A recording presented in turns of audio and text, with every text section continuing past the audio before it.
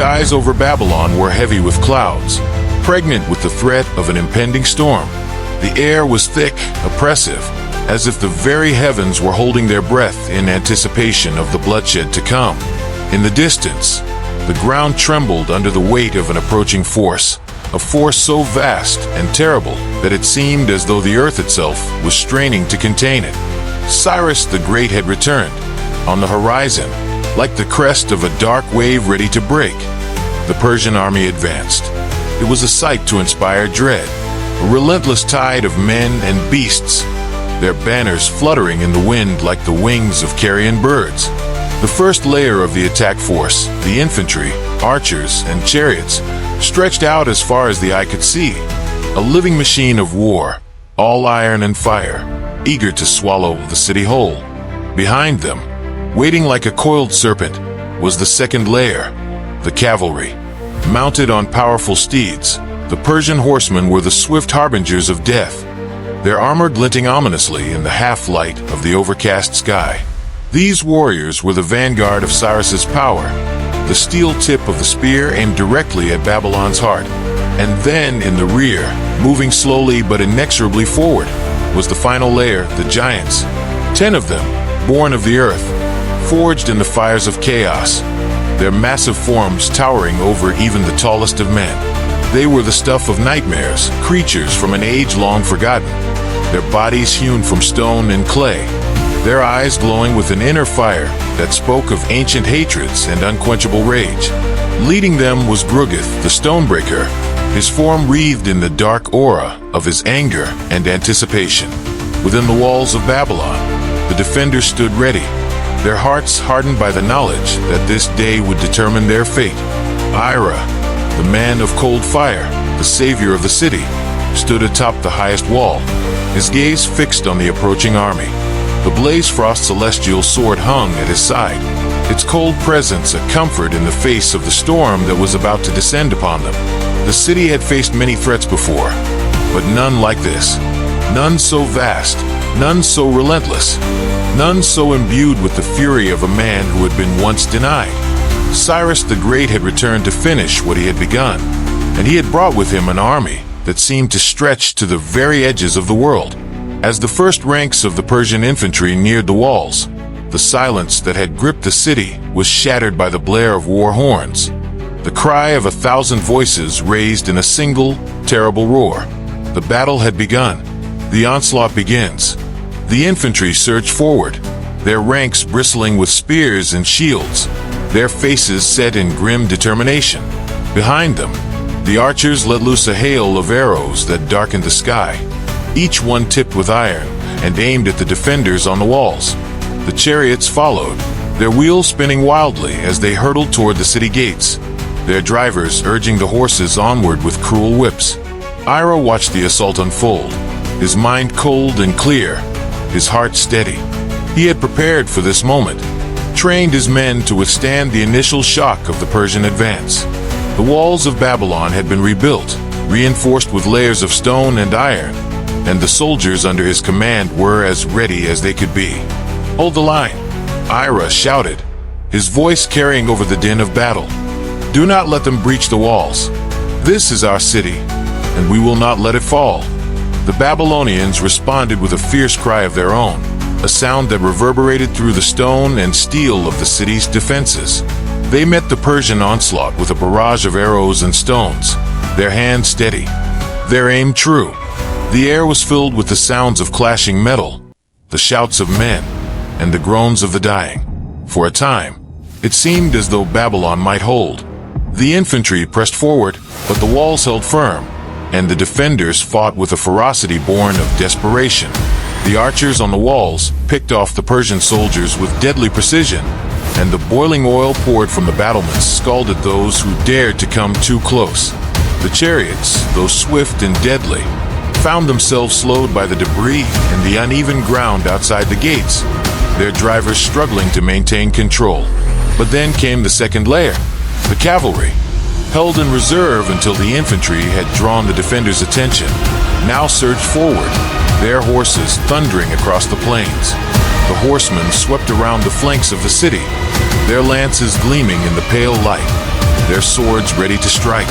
They crashed into the Babylonians like a wave of steel, their momentum carrying them through the ranks of defenders with terrifying force.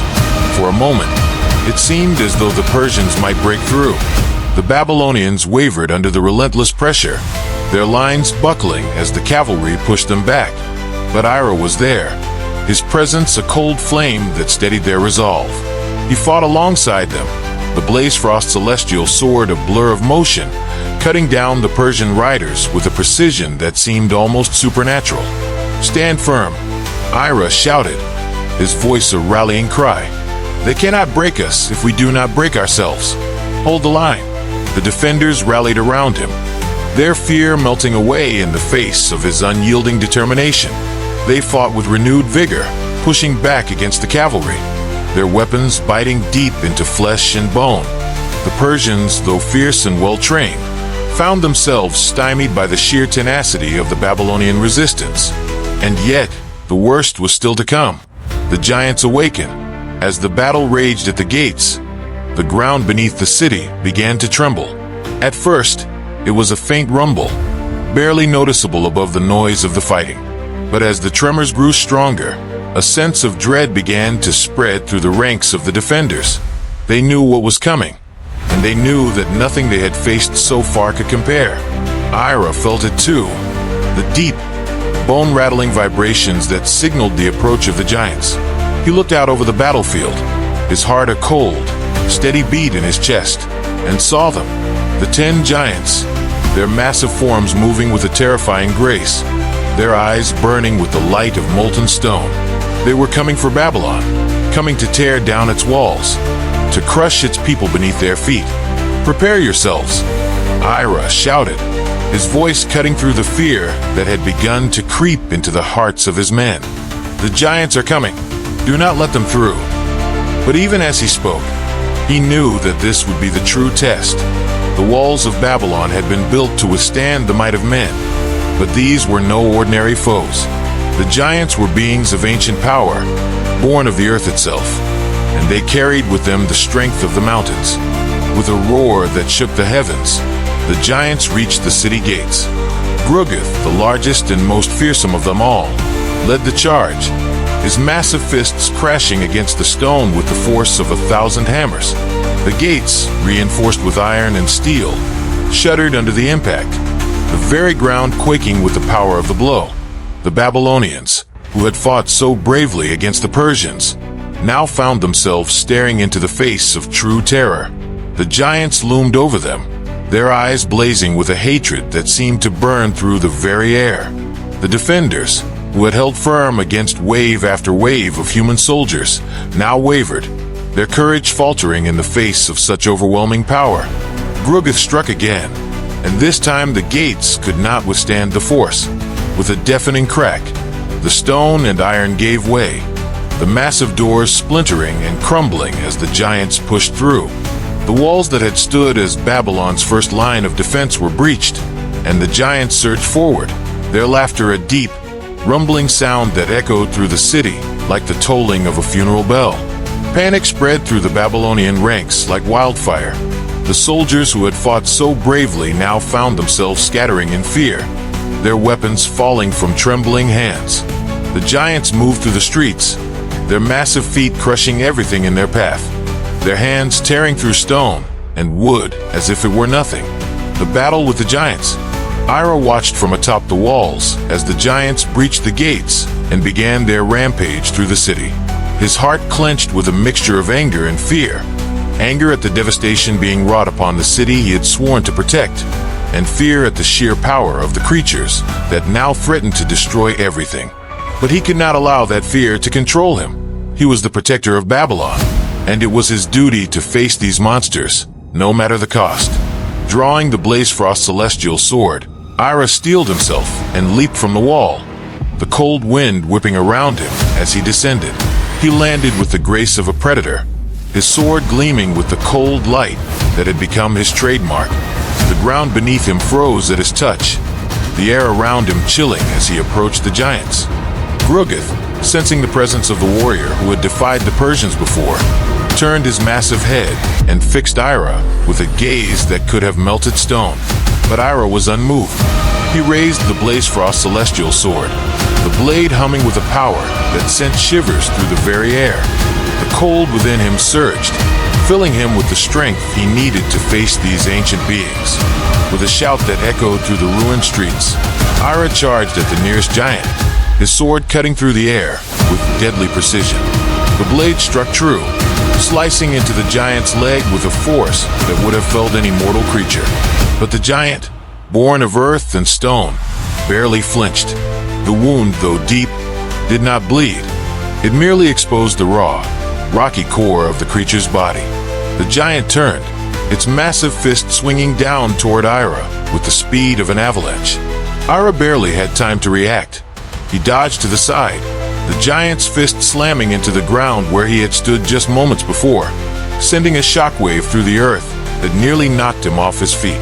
The sheer power of the blow was enough to make Ira's blood run cold, but he did not hesitate. He struck again, this time aiming for the giant's arm, hoping to find a weakness in the creature's stony hide. But once again, the blade cut through stone and earth, and once again, the giant shrugged off the blow as if it were nothing more than a mosquito bite. Ira gritted his teeth, his frustration mounting. These creatures were unlike anything he had ever faced before. Their strength was beyond comprehension, their resilience unmatched by any foe he had encountered. It was then that Ira noticed something, a faint glimmer of frost where his sword had struck. The cold of the Blazefrost Celestial Sword had left its mark, a patch of ice clinging to the giant's flesh, the only sign that his attacks had any effect at all. A realization struck Ira like a bolt of lightning. These creatures were born of the earth, forged in the fires of the world's creation. They were nearly impervious to physical attacks, but they were not immune to the cold. The ice that clung to the giant's wound was a sign, a hint of vulnerability that Ira could exploit. He raised his sword again, but this time, he focused not on strength, but on the cold. He channeled the power within him, the frost that had become a part of his very being, and let it flow into the blade. The air around him grew colder still, the ground beneath him freezing as the Blazefrost Celestial Sword pulsed with icy energy. And then, with a sudden burst of speed, Ira struck again, his blade slicing through the air and connecting with the giant's arm. This time, the effect was immediate. The cold surged through the giant's body, spreading from the point of impact like a wave of frost. The giant let out a roar of pain, its movements growing sluggish as the cold took hold, freezing the very essence of the creature. But Ira was not finished. He could feel the power within him growing, a cold fire that burned brighter with each passing moment. And as he prepared to strike once more, the Black Iron Horse appeared beside him, its eyes glowing with the same icy light. The horse reared back, its mouth opening wide, and from its maw, a blast of freezing air erupted, enveloping the giant in a cloud of frost. The combination of the cold from the Blazefrost Celestial Sword and the Black Iron Horse's breath was too much for the giant to bear. Its body began to crack, the stone splintering under the intense pressure of the cold. Gruggith, who had been watching the battle with a mixture of anger and fear, let out a bellow of rage. "Retreat!" Gruggith roared, his voice echoing through the streets. "Retreat, or we will be destroyed." The other giants, sensing the danger, began to pull back, their massive forms retreating from the city they had sought to destroy. But Ira was not content to let them go so easily.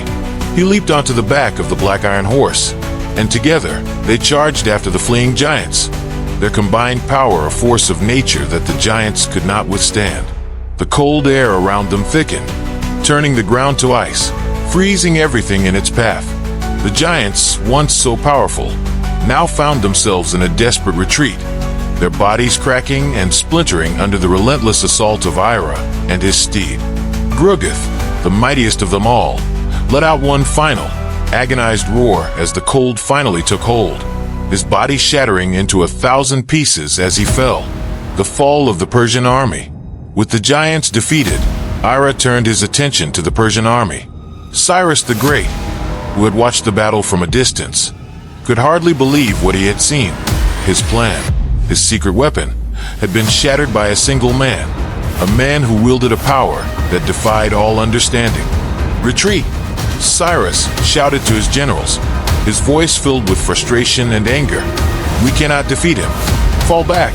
The order spread through the ranks like wildfire. The Persian soldiers, who had once been so confident in their victory, now found themselves fleeing in disarray.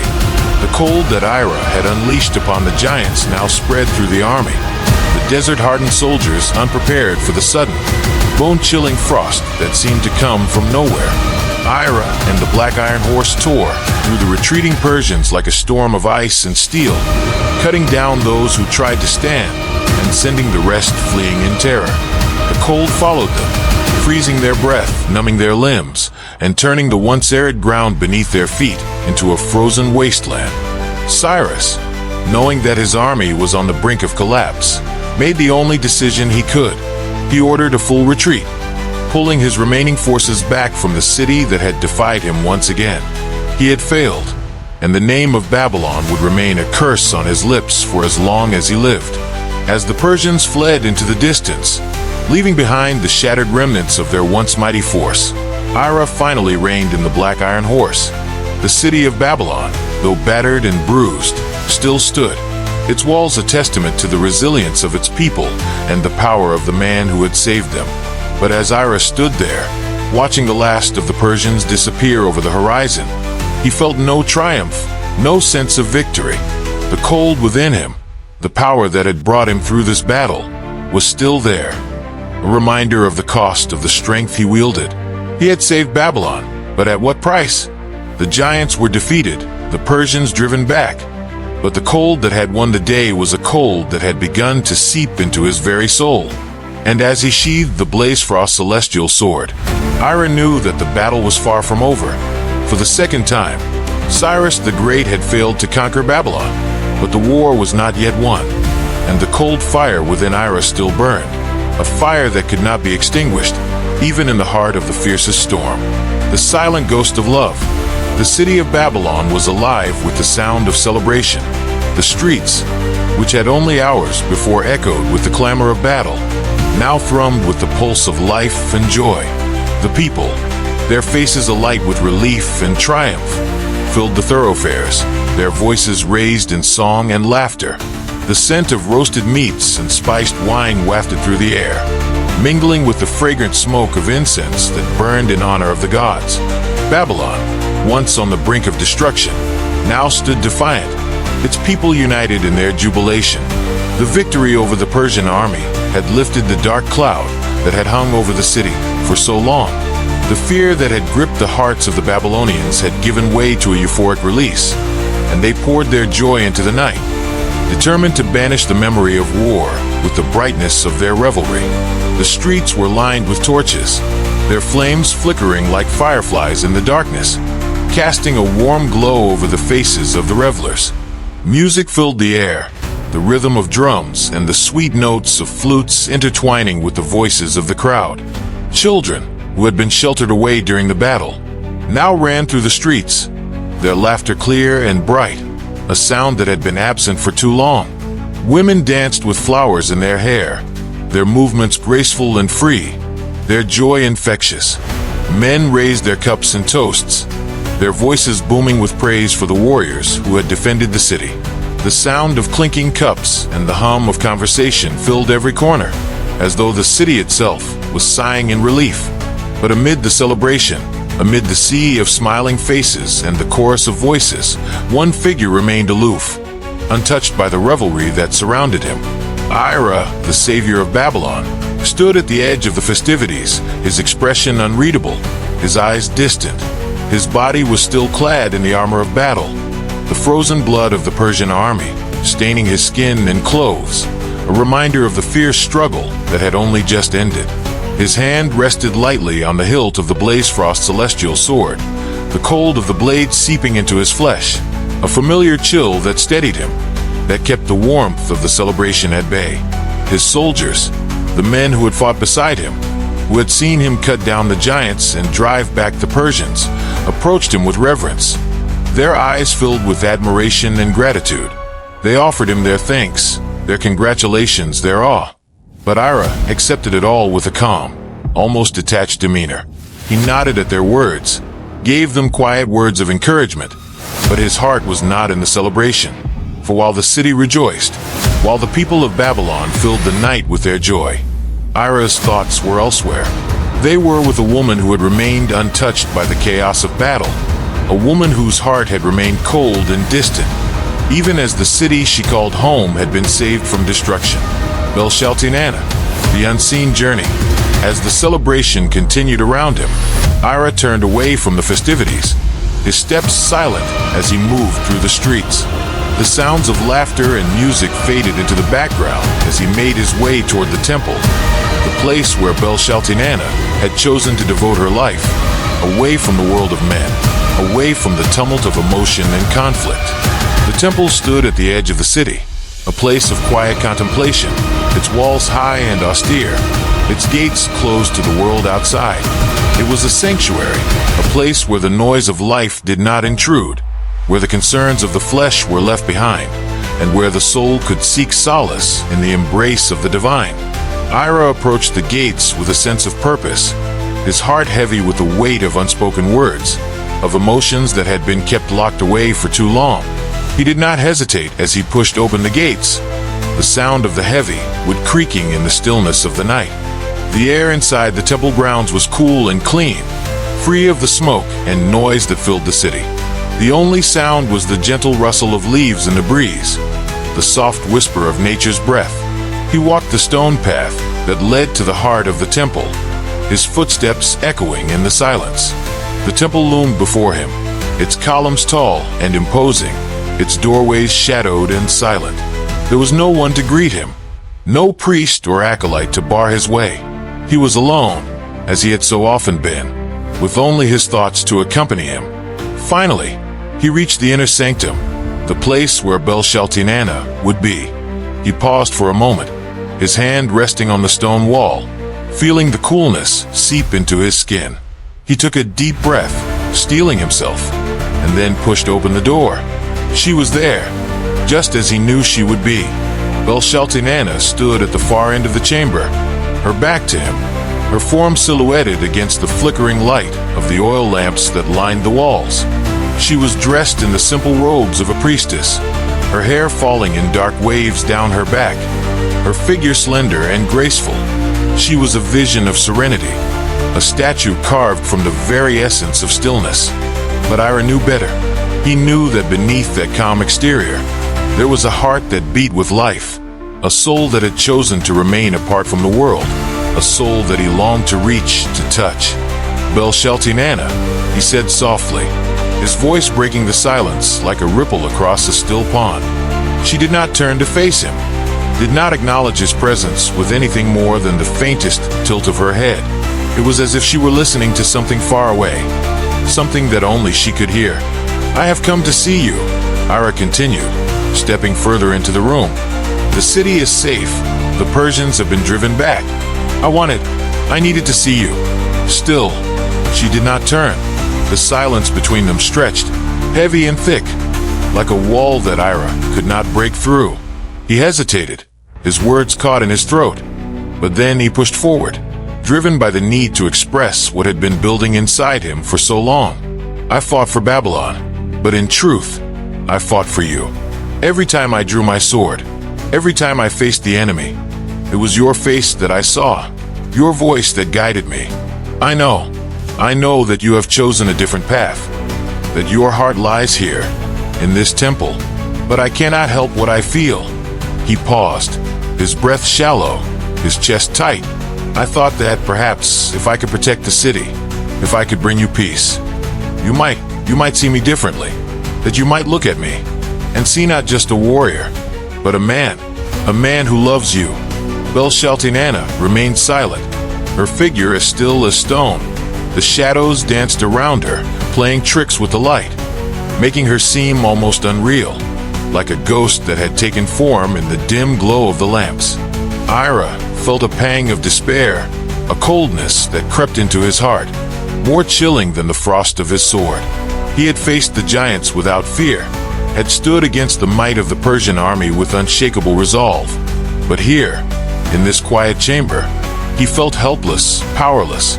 "I know that you do not feel the same," he said, his voice low, almost a whisper. "I know that your heart belongs to the gods, that you have chosen a life of solitude.